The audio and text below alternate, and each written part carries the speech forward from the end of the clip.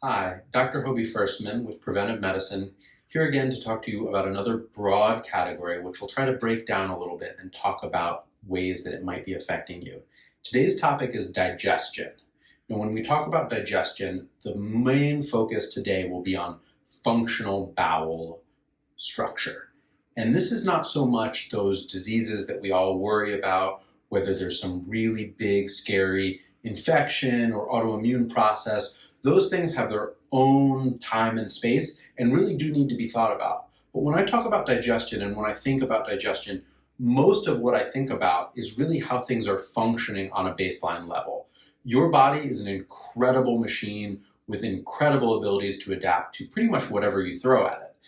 Now, when you're feeling off due to what you eat or what isn't moving through you cleanly, it's easy to think that that's something that's wrong with you. But in truth, what's happening is that your body is adapting to what you're throwing at it in the best way that it knows how, and in the most protective way it knows how. So when you feel your stomach upset, when you feel like things aren't moving through you naturally, that is your body trying to protect it from worse forms of inflammation, irritation, or other processes that would really feel and look a lot worse than whatever's happening.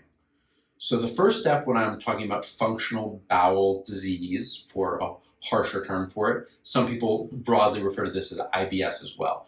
The first thing I look at in this category is really just what are your triggers. This can be a really hard thing to isolate, especially as diverse as our diets are. And I don't really believe in a one-size-fits-all when it comes to diets.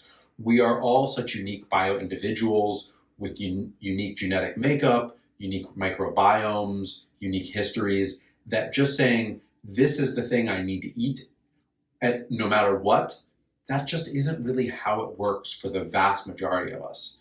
You take in other factors, as in the way that we age or the way our digestive enzymes change, and it's just not something that is a reliable way to expect to live your life. We want to be flexible. It's really fun to be able to enjoy and sort of adapt as things come and change. So what that ultimately means is really getting in touch and paying attention to what you're putting in your body and how it affects you. The broad term for looking at this is called food journaling. It is rather tedious, sometimes interesting, sometimes monotonous, but a really effective way into getting a look at what's going on. So typically what I recommend is anything you put in your body, you write down. And then if you do have digestive symptoms or other symptoms that feel related to what you're consuming, you write those down as well.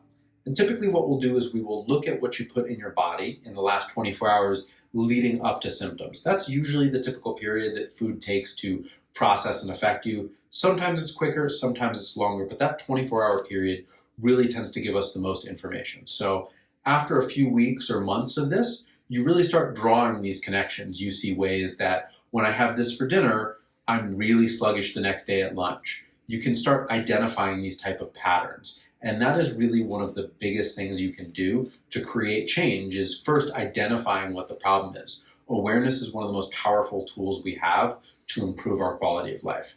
Now, there are plenty of other ways that we can sort of supercharge the body and help strengthen its digestive pathways, things of that nature, to really function better. Digestive enzymes are a really powerful tool to help the body break things down. Soluble fiber is another one that binds toxin in bulk stool, helps things move through you more naturally.